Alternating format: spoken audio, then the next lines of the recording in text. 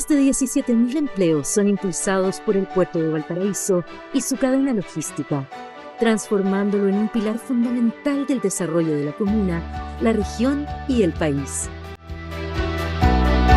Con la futura ampliación portuaria, se generarán como base 2.500 empleos adicionales, fortaleciendo aún más la economía regional y consolidando a Valparaíso como un puerto de clase mundial.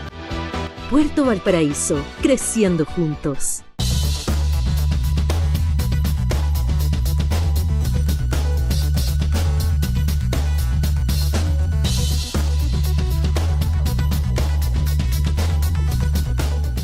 ¿Cómo están ustedes? Hoy estamos en cita regional nuevamente. Un cita regional al primer mes del gobierno del presidente Kast. Un cita regional después que el presidente Kast hizo su primera cadena nacional y anunció esto de ponerle número a las medidas. Es un tema interesante a veces, pero se les quedó pagado con las 40 medidas Salvador Allende. A mí no me gustan los números. Anunció su política nueva para aplicar en una ley miscelánea y ha causado muchas polémicas. Hoy día espero partir con ellos, con nuestros panelistas. Saludamos en primer lugar el que, como siempre he dicho, el que se va sin que lo echen, vuelve sin que lo llamen. Matías Mundaca, abogado, ¿cómo le va? Hola, ¿qué tal, Rodrigo, Iván, Fernando, Jaime, estimado colega? Aquí estamos muy bien, en un día medio nublado, Nublado. pero bueno, ya se despejará. Como decían las canciones antiguas, Jaime, un día gris nos envuelve a los dos. ¿Cómo le damos, Jaime Vara? Hola Rodrigo, como siempre, una alegría estar contigo y bueno, y con el resto de los panelistas y bueno, que sea un programa en que venga la luz y así nos ilumine Que el se haga la futuro. luz, que se haga, qué bonito. Don Iván Busco, ¿y cómo le va? Bien, gracias por acordarse de mí y tenerme en el programa. Espero no aburramos a los que nos ven. Espero que no sea burra, no sean burros, o sea, no se aburra nadie. ¿Cómo está don Fernando Wilson? Aquí andamos con frío, porque efectivamente la niebla está, pero realmente glacial. Pero fuera de eso, entrando, digamos, bueno, ya estamos en el año académico funcionando con todo, digamos, así que no hay mayores discusiones. Bueno, entremos en materia al tiro. El presidente el día miércoles, cadena nacional, y dijo que iba a enviar un proyecto de ley para la reconstrucción nacional y el desarrollo económico, que está por ingresar al Parlamento. Eh, y durante 20 minutos el mandatario repasó el logro de su gobierno y aludió al complejo problema económico que existe y para justificar las medidas que ha propuesto. 40 medidas organizadas en torno a 5 ejes: competitividad tributaria, fortalecimiento del empleo formal, facilitación regulatoria, la certeza jurídica y regulatoria y la contención del gasto público. Quiero que conversemos sobre aquello, sobre lo que significa, porque a lo que más se le ha dado duro, y muy duro, es que cómo se va a rebajar del 27% del impuesto corporativo al 23%, que eso es favorecer a los ricos, que eso no puede ser, en fin. Eh, Creo que sería útil, me encantaría escucharlo. No quiero partir por usted, don Matías Mundaca, ¿Por qué me toca a mí siempre primero? porque usted es un hombre culto, inteligente y moderado. No, Bueno, vamos. nótese que el resto parece ser que no lo somos. No he dicho eso. Al igual que todos los panelistas de este programa, no me dejó terminar, señor Wilson. Ah, ya, bien. Bueno, mira, Rodrigo, escuché al presidente el otro día y he visto los resúmenes que se han hecho sobre las propuestas que van a hacer materia de esta ley ómnibus, como dirían en Argentina. Esto lo hizo ya Milei, y metió un tremendo ómnibus al Congreso, ¿no es verdad? Del cual salió más o menos debilitado, porque en verdad no tenía las mayorías suficientes y no parece que no supo priscinear bien. Este es un proyecto, si es que se ingresa como se anunció, como una ley miscelánea de una discutida constitucionalidad. ¿Mm? Hay un artículo en la Constitución Política de la República, para que no lo conocen, que es el artículo 69, que en el fondo dicen los constitucionalistas, yo no lo soy, pero leo. Dicen los constitucionalistas que la Constitución no permite las leyes misceláneas, ¿m?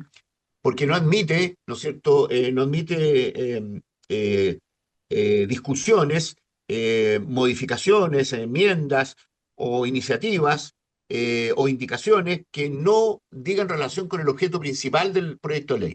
Esta es una ley miscelánea, tiene varios y múltiples objetos, por lo tanto, eh, es discutible que si no se acuerda en el Congreso la aprobación de esta ley, no es verdad, esto termina en el Tribunal Constitucional. Esa es la primera objeción que yo le veo. La segunda objeción que yo le veo derechamente es que es muy obsceno que se pretenda, ¿no es verdad?, como idea madre de este proyecto, rebajar el impuesto corporativo. Y no solo eso, sino que además evitar la doble tributación. O sea, se rebajaría el impuesto corporativo, que hoy día está en el orden del 27%, en régimen de 3 años al 23%, ¿no es verdad? Pero eso haría además que no se pagaría el impuesto a los retiros. Es decir, se reduciría claramente la carga impositiva a quienes son los socios de las empresas y claramente me parece que eso es regresivo, me parece que tratar de rebajar impuestos por la vía del impuesto a la renta, confiando en que esto se va a reinvertir, cuando nosotros sabemos que el comportamiento normal es retirar estos fondos, ¿no es verdad?, y llevarlos al extranjero. Esto ya lo vivimos con anterioridad. El gobierno del presidente Piñera promulgó una ley para promover el retorno de estos fondos y le fue muy bien. Trajo más de 100.000 millones de dólares de vuelta porque estaban afuera. Pero bueno, me parece muy obsceno la figura de plantear esta rebaja del impuesto corporativo, porque claramente no se contemplan otras figuras que pudieran ser, por ejemplo, menos regresivas que esto, porque objetivamente se dejan vigentes una serie de impuestos que le afectan a todos los chilenos, como el IVA, el impuesto a los combustibles, aunque hay dos sectores que están expresamente exceptuados, como por ejemplo son las mineras, que no pagan el impuesto específico a los combustibles, y las empresas de transporte aéreo, que tampoco lo pagan. Entonces, la pregunta es: ¿por qué no lo pagan? ¿Por qué no recaudamos por esa vía? A mí se me ocurre que desde el punto de vista de la igualdad ante la ley y de lo que es, digamos, un equilibrio en materia tributaria, me parece muy obsceno que se pretenda debutar con este proyecto de ley en estas condiciones. Fernando Wilson. A ver, sin entrar en el tema en sí mismo, pero quizás aludiendo desde la perspectiva del programa de Cast, la justificación de la rebaja del impuesto corporativo es básicamente por competitividad. Chile tiene la mayor tasa de impuestos de esa naturaleza en la OCDE y se baja al promedio de esta, no al nivel más bajo, que sería 23. Más allá de eso, y las consideraciones son perfectamente válidas y legítimas, nos encontramos con una situación en la cual. ¿Perdón? ¿Aló? Ahí, Estamos ahí escuchando. está. Sí, no, es que se me metió una llamada por teléfono.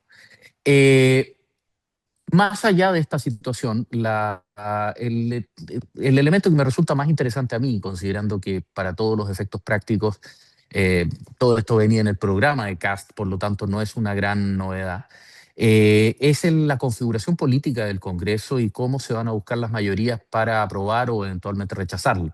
Ver cómo, por ejemplo, la izquierda asume una postura muy dura.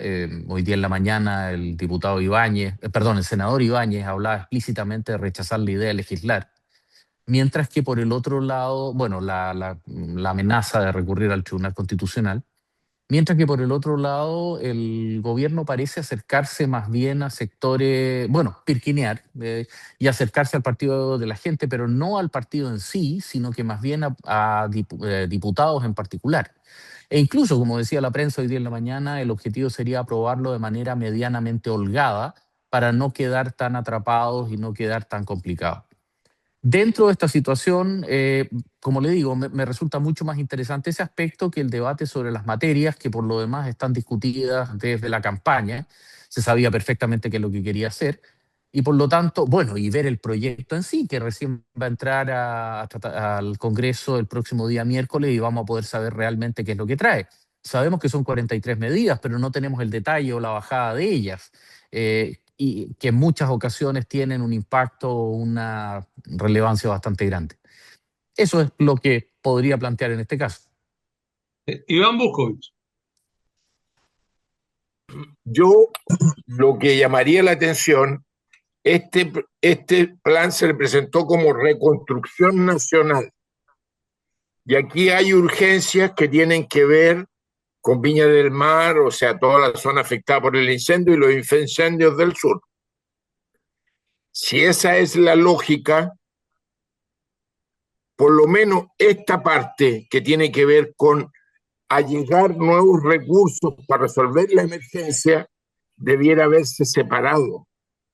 No en el paquete, porque el paquete va a sufrir las vicisitudes que está mencionando Mundaca, ¿no? Seguramente va a ir al Tribunal Constitucional. Todo eso va a alargar mucho y de lo que se trata es que la urgencia rápidamente se resuelva positivamente lo de la urgencia. Y yo creo que eso por lo menos debiera haberse separado de alguna manera. Yo creo que algo de eso se está haciendo en esa perspectiva y creo que cuando se presente tal vez esto ya venga separado desde el Ejecutivo. Lo otro, yo creo que el pirquineo les va a dar resultados, por lo menos en la Cámara de Diputados, pues solo le faltan 2 votos, pensando que los de Kaiser van a apoyar, que son 8 votos, más 2 más y resuelven. Sí, pero hay 3 flotando ahí, Javier Olivares, No, por eso, Patricio los Briones del PDG y y la hacen. Contreras Rado. Por eso que creo que es factible que pase. Pero el fondo es tal como decía Mundaca. Yo creo que estas medidas, lo único que van a hacer, y eso lo vamos a ver al final de este gobierno de Kast, bajamos los impuestos, lo único que ha crecido son los impuestos que reciben por los combustibles, porque eso no los han bajado, y eso sigue, y cada vez que es más caro, más impuestos recaudan. Le quieren rebajar los impuestos territoriales, y eso se supone que se pagaría con desde el Estado, desde el presupuesto de la nación, se desviaría hacia los municipios para poder mantener el nivel de la actividad que tienen los municipios. De manera que yo creo que a la larga lo que vamos a tener, como no hay más ingresos, sino que menos, vamos a terminar mucho más endeudados de lo que estamos hoy día, que es uno de los puntos que se quería eliminar o bajar, reducir de alguna manera, pero dado que vamos a y son compromisos que tenemos por ley, o sea, tú no puedes dejar de pagar las pensiones, subvencionar todo lo que se subvenciona en las Fuerzas Armadas, a los jubilados de las Fuerzas Armadas y a todo el mundo que se paga desde el gobierno, ¿no? Entonces son leyes de la República y por tanto esos recursos tienen que estar sí o sí, si no están tienen que pedir prestado y asumir que va a aumentar el crédito. Y yo creo que eso es finalmente lo que nos va a pasar. Porque estamos por todos lados disminuyendo los ingresos y los gastos van a seguir siendo los mismos, a no ser que definitivamente, digamos, todos los servicios sociales no los vamos a pagar o vamos a pagar menos, o sea, una situación harto más caótica. Por eso creo que vamos a tener un periodo muy álgido en lo que viene, dada la discusión política y dado estos temas que van a empezar a tocar la situación de cada una de las personas, tanto del país como específicamente de la región nuestra. Jaime Varas. Mira, en realidad la primera reflexión que yo quiero hacer es de un punto de vista general, abstrayéndome de la parte técnica, por cuanto no tengo los conocimientos suficientes como para emitir opiniones fundadas sobre esa parte. Por lo tanto, en general, en primer lugar, yo quiero destacar de que este proyecto constituye una de las bases que propuso el candidato Kast en las elecciones presidenciales, bases que fueron aprobadas por 58% de los ciudadanos chilenos. Por lo tanto, sobre esto no cabe ningún tipo de sorpresa, es decir, era absolutamente previsible que esta ley se presentara al Parlamento. En segundo lugar, el exoficialismo ha señalado que esta es una reforma tributaria encubierta, lo cual demuestra cierto grado de ignorancia, por cuanto se ha reconocido expresamente por Explícitamente. autoridades del gobierno que es una reforma tributaria, y sobre eso yo creo que nos caen dos lecturas. Además, yo quiero destacar la conducta que ha tenido el exoficialismo en el sentido de negarse a aprobar la idea de legislar. Y eso por dos motivos. Primero, por cuanto, bueno, por un lado, ratifica cuál es la voluntad que expresó este exoficialismo respecto al gobierno de Katz, en el sentido de serle una fuerte oposición, incluso han llegado a decir que hay que restarle todo tipo de apoyo. Y en segundo lugar, porque es contradictorio, por cuanto impide un diálogo, impide el intercambio de opiniones, impide que se efectúen mejoras a este proyecto, espíritu que el gobierno ha señalado que está abierto en el sentido de escuchar opiniones y, en la medida evidentemente de lo razonable y prudente, acoger eventuales mejoras que se puedan realizar a este proyecto. Al momento en que se rechaza la idea de legislar, esa posibilidad no existe. Por lo tanto, es absolutamente contradictoria la decisión que, al parecer, y eso está por verse evidentemente, va a tomar la oposición más extrema del vallaje político de nuestro país. Además, respecto a la impugnación que se ha hecho en cuanto a que esta es una ley miscelánea y que por lo tanto contraria a la Constitución política que nos rige, hay que tener presente que estas leyes misceláneas no son nuevas en nuestro devenir político. Se ocupó en todas las administraciones anteriores, incluso el presidente Boris también presentó una ley miscelánea, por lo tanto, Ujú. ese argumento, ¿no es cierto? Si recordamos la historia, cae por su propio peso y por lo tanto solamente son martingalas con el objeto de suspender o postergar la discusión sobre la ley.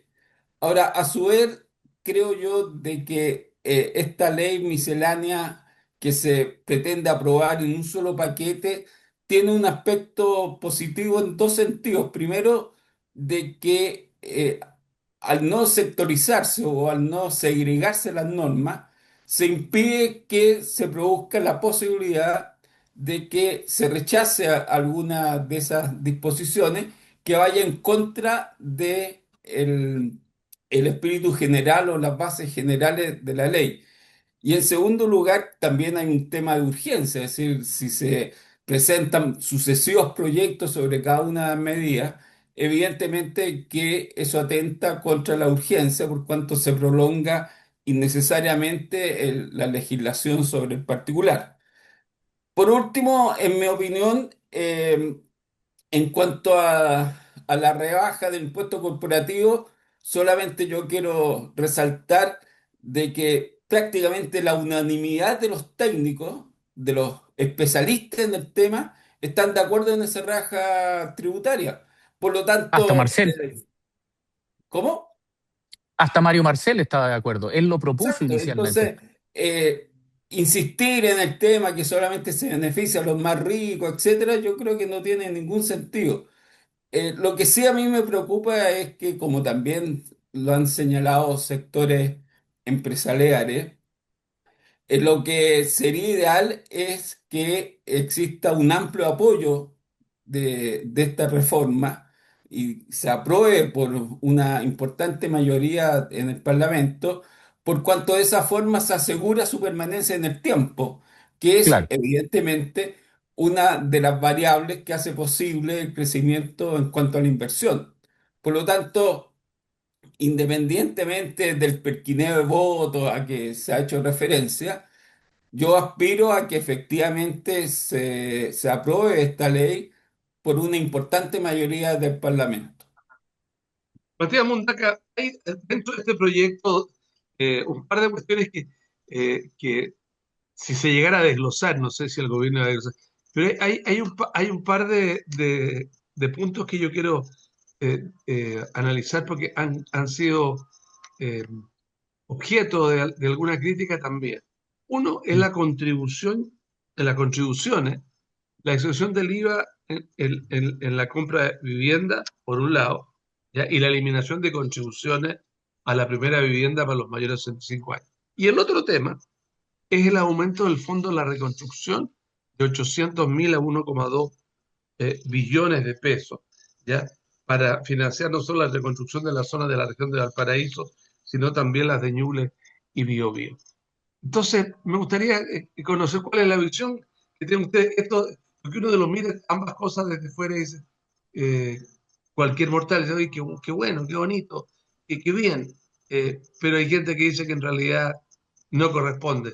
Y escuchaba el otro día una persona eh, mayor de 65 años que decía, bueno, yo pagué el impuesto el impuesto al mutuo, pagué todos los impuestos posibles, pagué el impuesto, seguido pagando.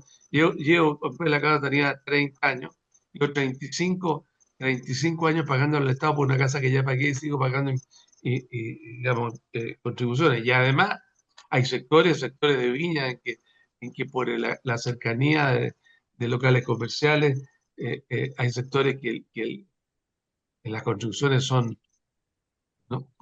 Son prohibitivas. El sector que va desde Avenida Libertad hasta Avenida Perú y el sector del Cerro Castillo, no para el tipo que tiene una mansión, ni para el tipo, para el que tiene un negocito chico, una casa chica, las construcciones son Matías.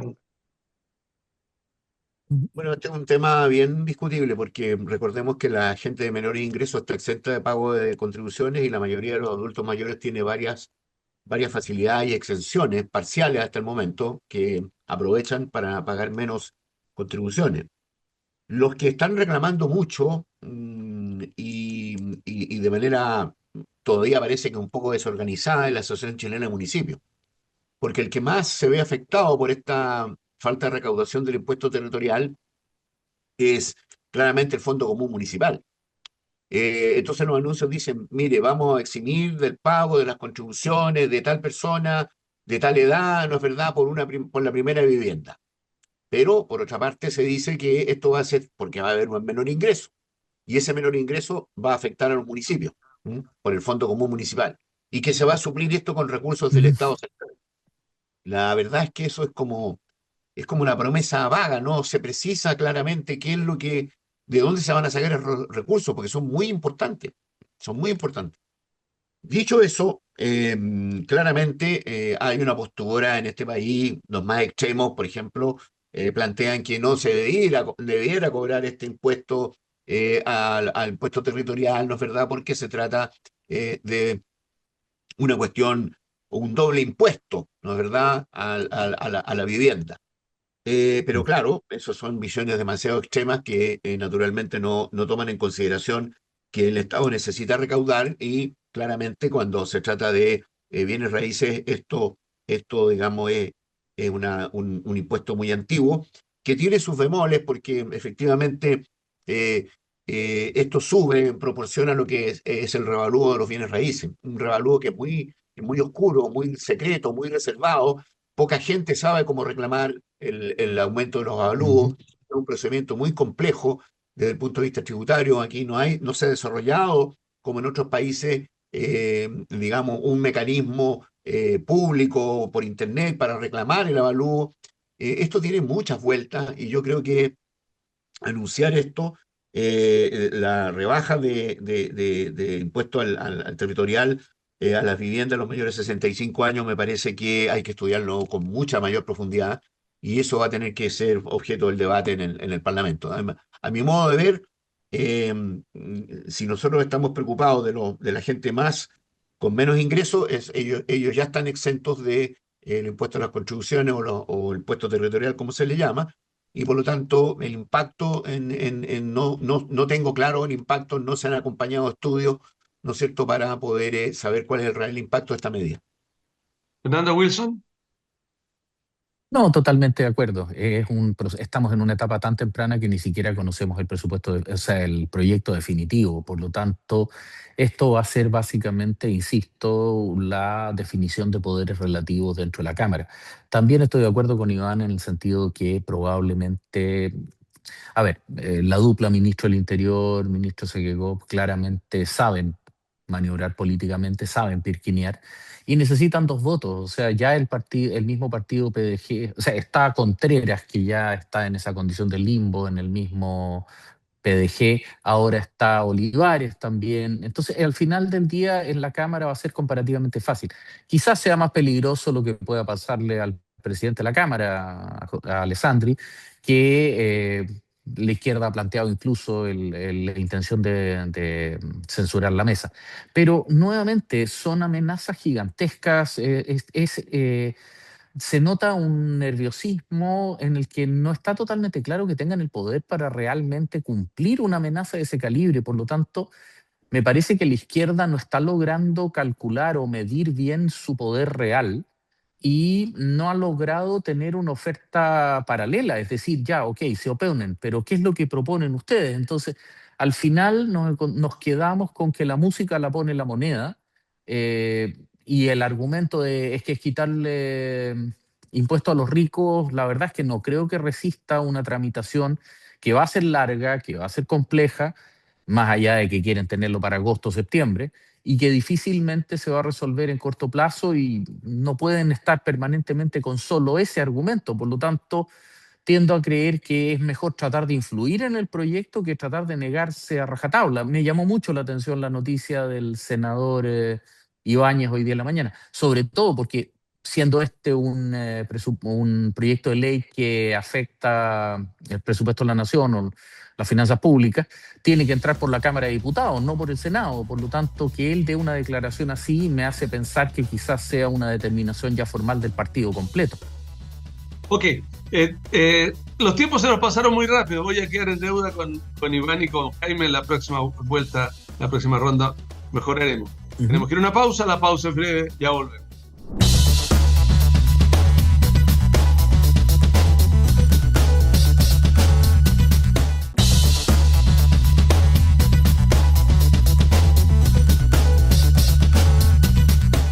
Continuamos con la segunda parte de este Cita Regional. Hoy estamos con Jaime Vara, Fernando Wilson, Matías Mundaca, Iván Buscovic. Iván Buscovic, indudablemente que también hay impactos que se generan no solo por este proyecto de ley, sino por la declaración del gobierno de cortar recursos, disminuir presupuestos y disminuir el gasto. Y esto en los recursos regionales, dicen, y lo ha planteado directamente el gobernador regional Mundaca, que impactarán directamente en las arcas del gobierno regional. Y eso ha dado una nueva, digamos, pugna entre el gobernador Mundaca y lo ha llevado a la palestra nuevamente, toda vez que además se ha presentado una denuncia contra él, contra el gobernador Mundaca, a propósito de una marcha del agua al que él estuvo en Santiago y que él aparece llevando el lienzo. El lienzo. Toda vez que las autoridades, existe una prohibición sobre aquello. Entonces, todo esto suena así como yo te doy tal cosa y yo te pego con la otra. Iván Buscovic. Mira, yo lo primero que quisiera aclarar es este tema de llegar a los impuestos a nivel de la OECD. Efectivamente, nosotros con esta propuesta de CAS bajaríamos los impuestos de las empresas a ese nivel, al 23%. Pero hay que recordar que en el resto de los países europeos, particularmente, el impuesto a las personas, incluidos los dueños de las empresas, son el doble fácilmente de lo que se paga en Chile.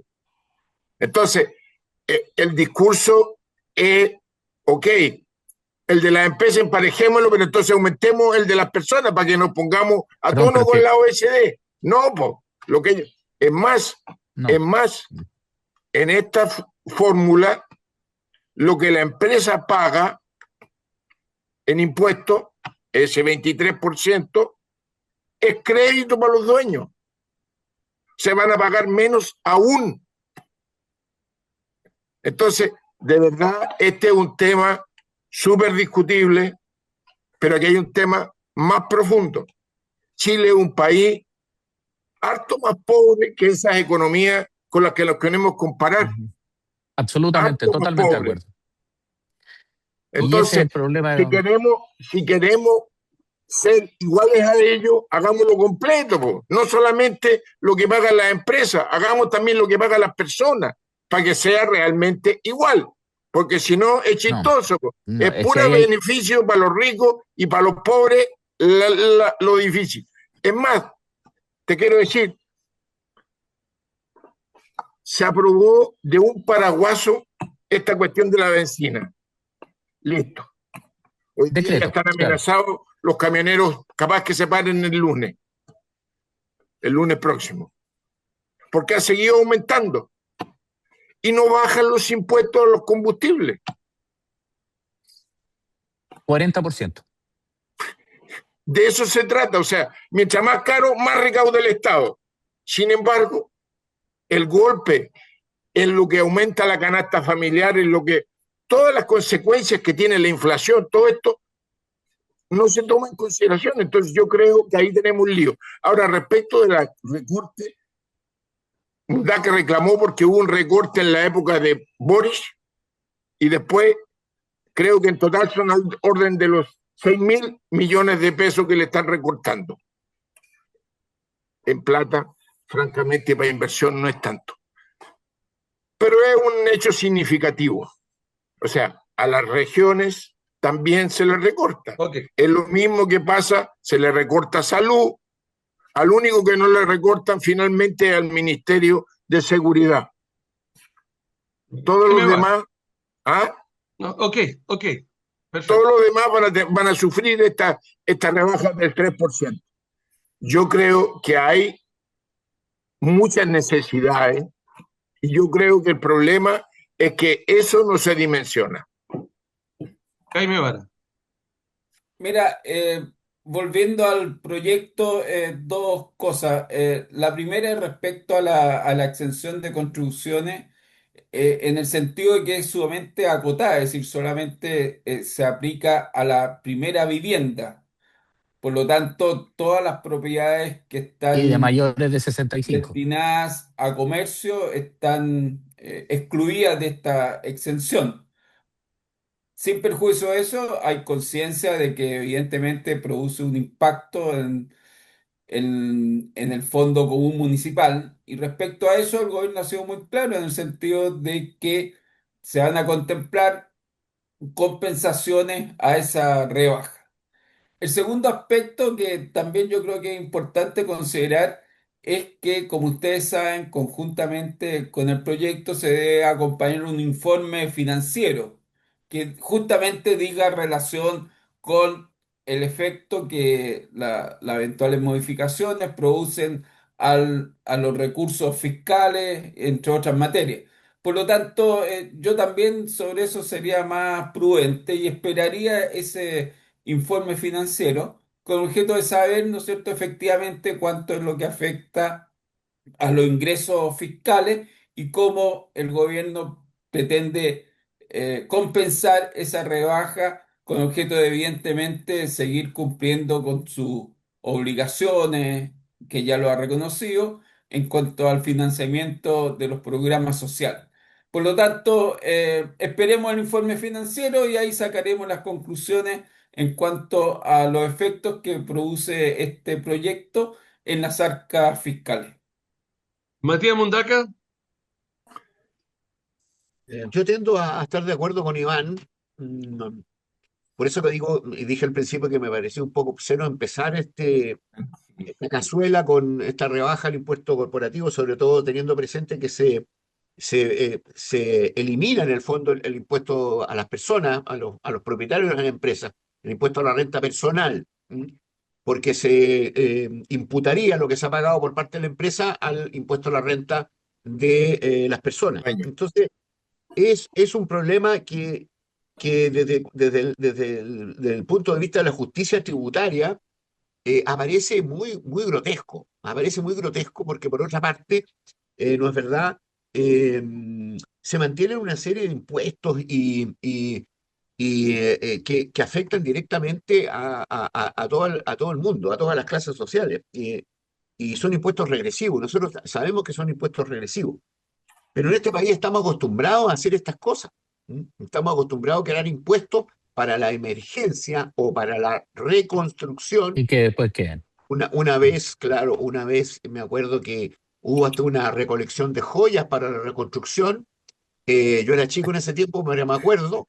Eh, y esto, por ejemplo, el impuesto específico a los combustibles surge después del terremoto del 85, cuando todavía existía una dictadura militar en este país, y era momentáneo, era solamente para la reconstrucción de producto de ese terremoto. Bueno, 40 años después todavía estamos en la misma, y todavía estamos sufriendo el mismo impuesto.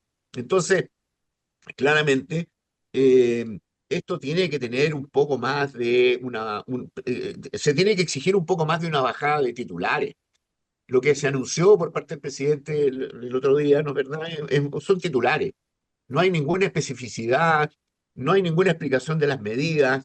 eh, Así tal como se presenta es muy, muy, muy complejo para la gente incluso para la gente que votó por Kast. Porque esta votación no es un cheque en blanco. ¿M? Esta votación tampoco se fundó en los planes económicos de Kast. Se fundó en algo que él ofreció y que estamos esperando que se pueda cumplir, que es el problema de la seguridad. Y ese es fundamentalmente la base de los votos que tiene el gobierno de Kast, es la preocupación sobre la seguridad. Esto de que hay que rebajar los impuestos y hay una serie de medidas económicas, la verdad es que desde cualquier punto de vista está disfrazado, envuelto en un paquete, ¿no es cierto?, que es en beneficio de la reconstrucción. Entonces, eh, la verdad es que es muy contradictorio la idea de legislar sobre esta materia, y por eso es que han habido tantas voces, incluso desde el propio sector del gobierno, que se ha manifestado en dudas sobre la tramitación de este proyecto, y claramente el gobierno trata de hacer su trabajo, ¿no es verdad? Y reconocemos que a cargo de esta negociación hay dos viejos zorros de la política, ¿no es cierto?, que son el ministro del Interior y el Secretaría General de Gobierno. Entonces, claramente entendemos que es probable que esto pase. Como dijo Buskovich, es probable que en el pisquineo, en el tú a tú, ¿no es verdad?, se consigan los votos.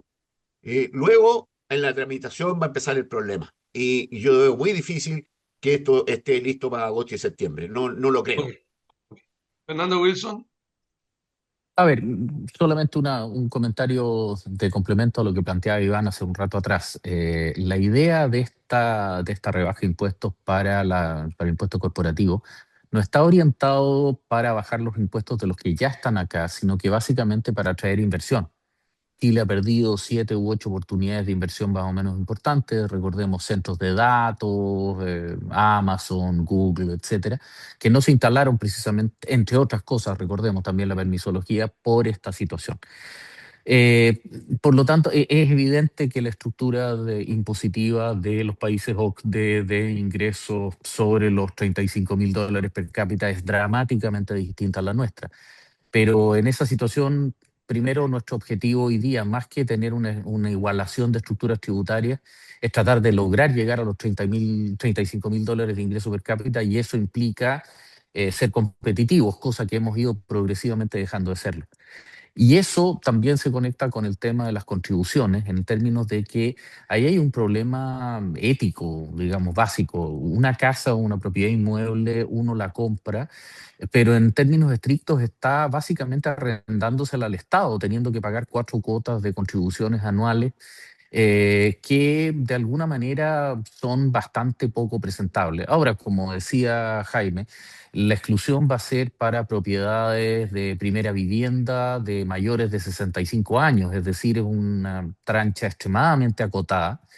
Y también hay un estudio particularmente duro, me parece recordar que es de una universidad, que planteaba que las municipalidades en Chile podrían hacer exactamente lo mismo con un 60% de reducción de presupuesto. No quiero decir que todas, son 345, pero ciertamente yo creo que todos tenemos evidencias palmarias de despilfarros municipales y quizás sería el momento de comenzar a exigirles eficiencia. Todavía recuerdo cuando la Comisión Engel planteó que la gran falencia de sus conclusiones de transparencia, etcétera, habían sido precisamente los gobiernos locales, las municipalidades, entonces las intendencias, hoy día delegaciones, también las gobernaciones, obviamente.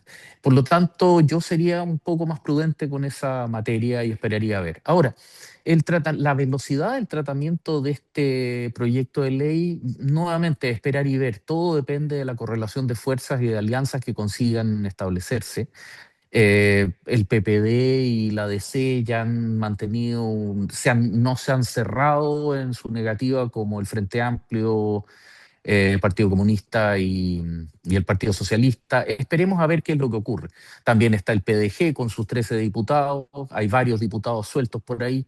Por lo tanto, yo tiendo a pensar que el verdadero debate, como decía Iván hace un rato atrás, no se va a dar en la Cámara, sino que va a ser debatido esencialmente en el Senado, donde la correlación de fuerzas es mucho más apretada y donde también podemos plantear que se puede desarrollar un proceso mucho más razonable y mucho más meditado sin, digamos, las estridencias que estamos comenzando a acostumbrarnos de la Cámara Baja. Ok, yo quisiera en la última vuelta tocar el tema de la muñeca bielorrusa en el sentido de Y a mí que, me tocó. sí, voy a seguir con usted, sí, que ha aparecido ya en definitiva de que sea formalizado, que sea formalizado, eh, producto de que el actual formalizado Eduardo Lago involucró al ex ministro Cordero, a la ex senadora Loreto Carvajal, y se amplió la querella contra Gabriel Silver Romo y Aldo Cornejo, y a la secretaria del Estudio Jurídico María Pía Peñalosa. Y el formalizado Lago ha pedido esta semana, digamos, que sea, eh, eh, entre comillas, liberado, digamos, puesto que las acusaciones que hay contra él, según su defensa, no deberían prosperar. Quiero partir al revés, quiero partir con usted, Matías Mundaca. ¿Cómo al revés? Si al principio partiste conmigo. Sí, pero ¿Por qué ahora quiero, me me quiere, toca por qué seguir me con quiere sacar, lujo. por qué me quiere sacar, digamos, una primera opinión sobre el tema? Usted es Sí, abogado, usted es eh, abogado y el concepto tiene que ver, usted es abogado penalista y el concepto si alguien que está formalizado como Eduardo Lago, que cuando está formalizado dispara para cualquier lado, digamos, y después pretenda de que se le levanten las medidas precautorias que tiene. ¿Qué opina usted? a ver, la verdad es que este es una decisión de un querellante en la causa. ¿M? El hecho de que haya tres nuevos querellados básicamente depende de Codelco, que es la empresa que en definitiva resultó perjudicada con este fallo. De manera que es una querella y cualquier persona puede querellarse en contra de las personas que estime Otra. conveniente, en la medida que naturalmente tenga fundamentos para ello. Yo leí la querella, eh, hay un relato de hechos, digamos, que básicamente parten de las propias declaraciones de los formalizados y de las declaraciones del señor, del colega que está en prisión preventiva, uno de los dos, el señor Lago, entiendo que Ujú. él pide que se dejen sin efecto los cargos. La verdad es que es completamente absurdo porque objetivamente los cargos se los ha formulado el Ministerio Público. Si él estima que los antecedentes que hay para mantenerlo en prisión preventiva se han extinguido porque existen otros antecedentes que lo contradicen, bueno, él tiene derecho a recurrir al tribunal. Eh, los que creen lo contrario no saben cómo funciona nuestro sistema de persecución penal. Nuestro sistema de persecución penal funciona con un sistema adversarial, ¿no es cierto? Hay un ministerio público y querellantes que persiguen, hay una defensa que defiende y hay un tercero que define o de alguna manera resuelve las disputas entre ambos, que es un tribunal. ¿Mm? Si efectivamente el señor Lago estima que los antecedentes para meterlo preso no existen o son falsos o tienen otra naturaleza, naturalmente lo que tiene que hacer es dirigirse al Tribunal de Garantía, pedir que le cambien la medida cautelar por otra menos gravosa y exhibir los antecedentes que tenga a su respecto para poder hacer eso. Pero eso lo tiene que resolver un tribunal. Y si lo va mal en el Tribunal de Garantía, tiene la Corte de Apelaciones para hacerlo.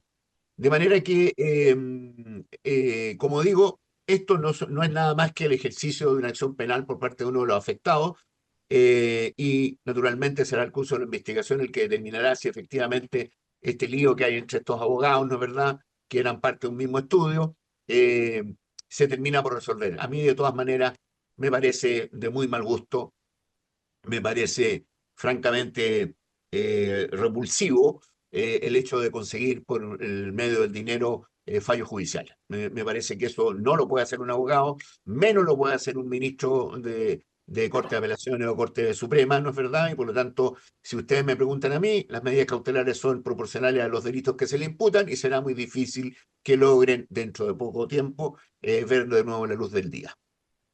Jaime Vara, Sí, mira, respecto a lo que tú preguntas, en primer lugar, yo estimo de que las declaraciones o las pretensiones del formalizado Lago solamente forma parte de una estrategia de defensa. Es decir, muchas veces uno piensa de que, claro, echándole la culpa a Manotazos otro, del ahogado.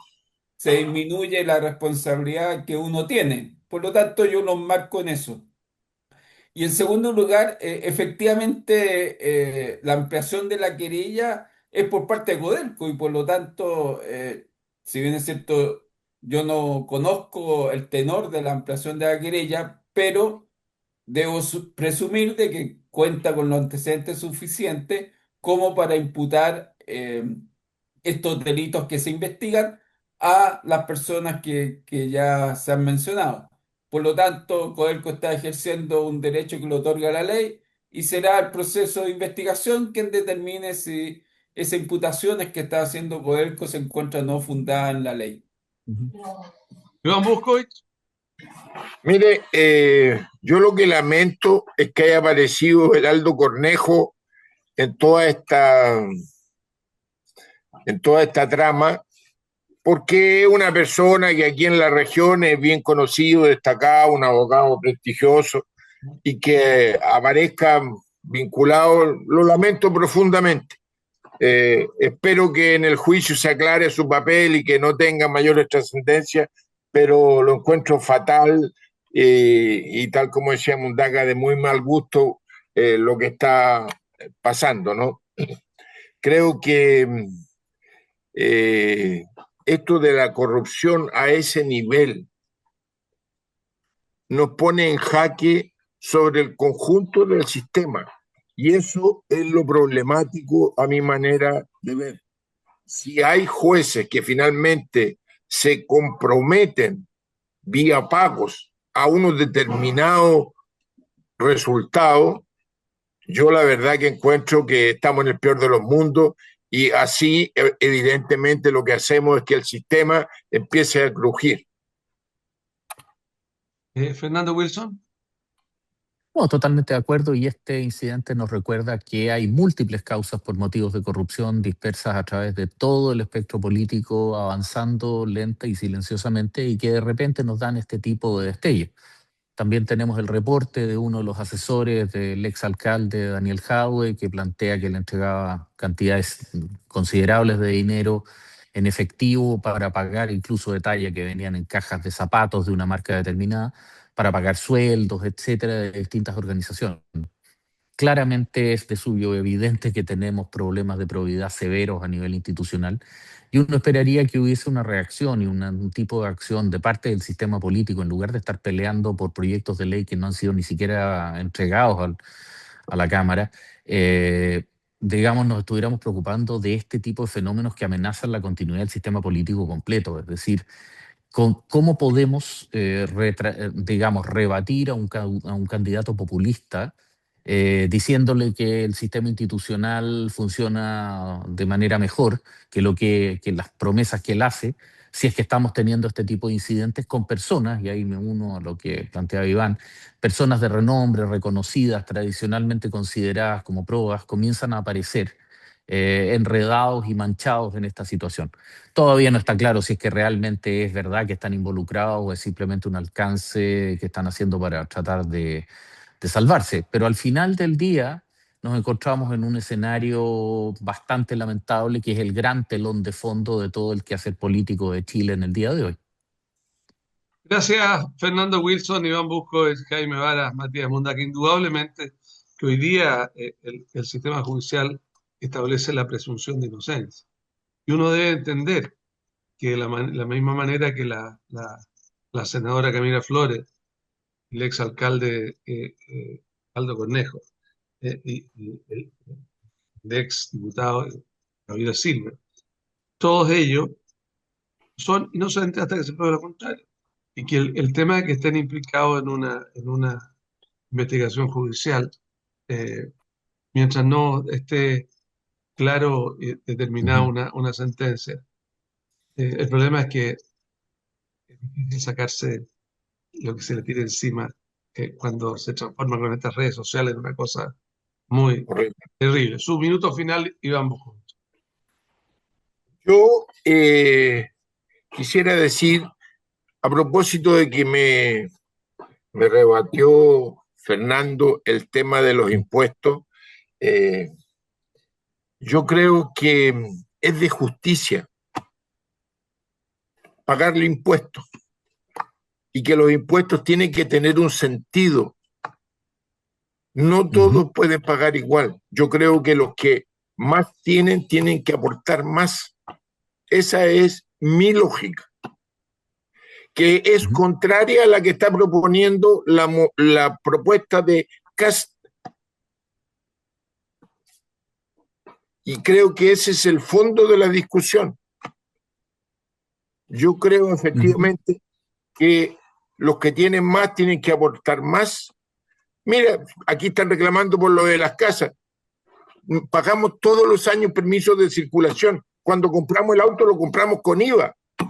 No debiéramos pagar permisos de circulación. ¿Pero por qué se hace? Porque no todos tienen auto y se supone que los que tienen auto tienen más y por eso pagan más. Los que tienen casas caras pagan más porque tienen casas más caras. Ok. Esa es la lógica con lo que se ha operado en la República.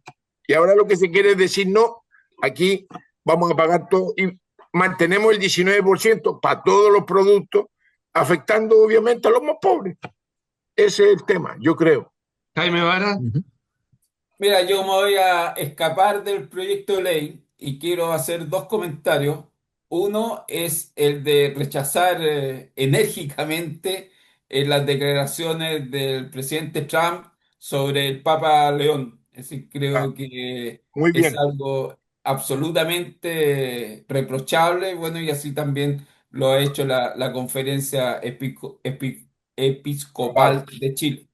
Y lo segundo, yo creo que es una buena noticia para el paraíso en el sentido de que está en proyecto la reapertura de la Casa Lucas, que yo creo que es Mm. algo que pertenece a la tradición porteña y además que tiene el aporte de la Pontificia Universidad Católica del Paraíso, lo cual también yo creo que se debe destacar por dos razones. Primero, no solamente por ser la Universidad Católica, sino porque hay plena conciencia de que uno de los aportes importantes que tiene que recibir el desarrollo de la ciudad justamente tiene que venir del mundo universitario. Y es por eso que hay que felicitar a la Pontificia Universidad Católica del Paraíso que esté en condiciones de apoyar la reapertura de la Casa Luca en Valparaíso. Ok. Matías Mundaca. Sí, en mi último minuto para hacer un homenaje a un colega fiscal de Viña del Mar, Álvaro Ortiz Moya, quien falleció en acto de servicio Mm. el sábado recién pasado, 11 de abril, en una audiencia, previo a las audiencias de control de detención en la ciudad de Viña del Mar. Un gran profesional, un muy buen hombre, de amplia cultura, de amplios conocimientos en materia de cine, en materia de literatura, un muy buen conversador, una buenísima persona. Fuimos adversarios muchas veces, pero siempre mantuvo su cordialidad y su amabilidad.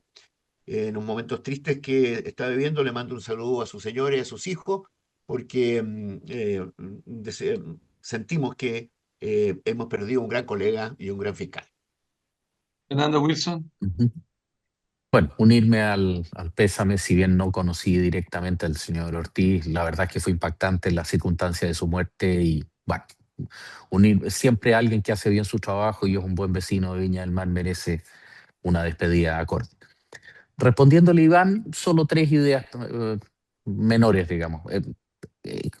Cuando él lo plantea desde una perspectiva de justicia, es una consideración personal a la que le tengo el mayor respeto.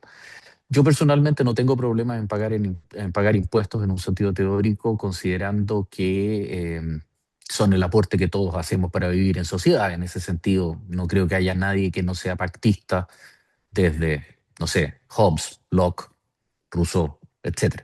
Pero en el caso chileno nos encontramos que el Estado es un monstruo voraz y poco eficiente. En ese sentido, tiendo a pensar que el fenómeno que se mencionaba antes de los impuestos o sea, de los impuestos para solución de catástrofe que se convierten en permanentes, dejan deformaciones que son realmente brutales. El caso del impuesto a los combustibles, digamos que es del 40%, no tiene mayor sentido. Y el hecho de mantener un sistema de esas características nos lleva a un sistema tributario que está absolutamente desbalanceado y está construido de parches, por lo tanto es algo que merecería una intervención completa desde el piso hacia arriba. Dicho eso, el caso de las contribuciones es diferente al caso de un auto, porque lo que uno está pegando es el permiso de circular con el auto. De alguna forma, pero incluso ahí el punto es que seguir pagando por la casa me parece que es algo, sobre todo las expresiones del ex ministro de Gregorio, entrevistado en un canal de streaming hace algunos días atrás, planteaba que el que no pueda pagar contribuciones tiene que Que vender su venda la casa. casa. Claro, me parece de una Ok. brutalidad inaceptable, pero Muchas eso gracias. simplemente. Ok. Sí, indudablemente lo de Gregorio hay que juntarlo con el otro ministro Pinochet que decía cómo hacer las vacas. Es decir, vende tu casa, me parece una cosa desproporcionada. No. Comparto. Qué gusto tenerlo a todos ustedes, Inaceptable. muchas gracias. Ha sido un gusto compartir con Fernando Wilson, Matías Mundaca, Jaime Bar y Iván Bucuch en este Cita Regional. Que estén ustedes muy bien.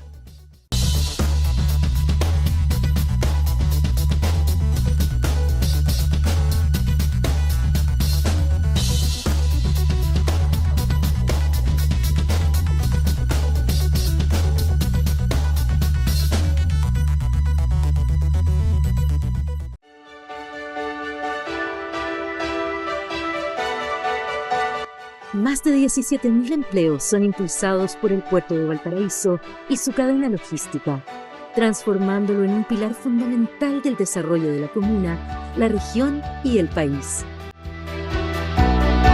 Con la futura ampliación portuaria, se generarán como base 2.500 empleos adicionales, fortaleciendo aún más la economía regional y consolidando a Valparaíso como un puerto de clase mundial. Puerto Valparaíso, creciendo juntos.